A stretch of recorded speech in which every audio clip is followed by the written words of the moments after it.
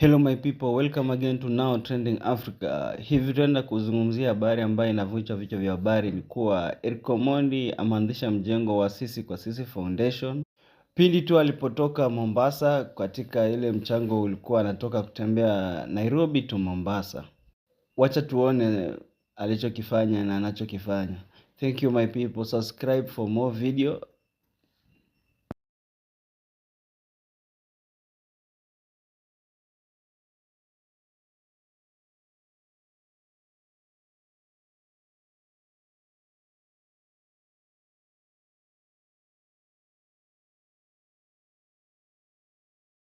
Ndiyo nguvu ya sisi kwa sisi, sisi kwa sisi. Kenya simama, one hand one heart, pamoja daima. From Nairobi mpaka Mombasa, tunajenga kesho, tunaponya taifa.